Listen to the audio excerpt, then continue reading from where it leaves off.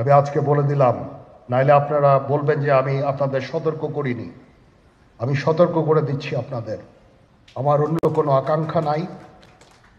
আমার একটাই আকাঙ্ক্ষা, দেশ এবং জাতিটাকে একটা সুন্দর জায়গায় রেখে ছুটি করা। I had enough. Was last 7-8 months I had enough. আমি চাই দেশ এবং জাতিকে একটা সুন্দর জায়গায় রেখে আমরা সেনানিবাসে ফেরত আসব। চিন্তা চেতনার বিরোধ থাকতে পারে, কিন্তু দিন শেষে যেন আমরা সবাই দেশ এবং জাতির দিকে খেয়াল করে আমরা যেন এক থাকতে পারি। তাহলে এই দেশটা উন্নত হবে, এই দেশটা সঠিক পথে পরিচালিত হবে।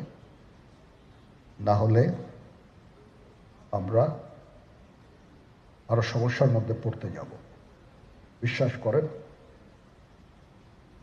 we don't want to head, ওইদিকে আমরা যেতে চাই না। আমি আপনাদের সতর্ক করে দিচ্ছি। পরে বলবেন যে আমি সতর্ক করিনি। আমি আপনাদের সতর্ক করে দিচ্ছি। আপনারা যদি নিজেদের মধ্যে ভেদাভেদ ভুলে একসাথে কাজ না করতে পারেন, নিজেরা যদি কাদা ছোড়াছুড়ি করেন, মারামারি কাটাকাটি করেন, এই দেশ এবং জাতির স্বাধীনতা সার্বভৌমত্ব বিপন্ন হবে। আমি আজকে বলে দিলাম, নাইলে আপনারা বলবেন যে আমি আপনাদের সতর্ক করিনি। আমি সতর্ক করে দিচ্ছি আপনাদের। এই দেশ আমাদের সবার। আমরা সবাই সুখে শান্তিতে থাকতে চাই। আমরা চাই না হানাহানি, কাটাকাটি, মারামারি। সেই উদ্দেশ্যে আমি কাজ করে যাচ্ছি, আমরা কাজ করে যাচ্ছি। আমাদের সেনাবাহিনীর প্রতি আক্রমণ করেন না। একটা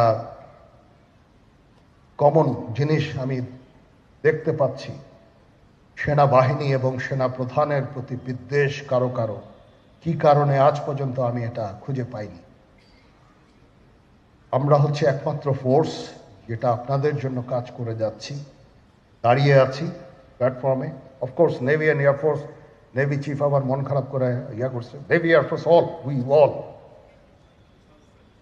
আমাদেরকে সাহায্য করেন, আমাদেরকে আক্রমণ করেন না।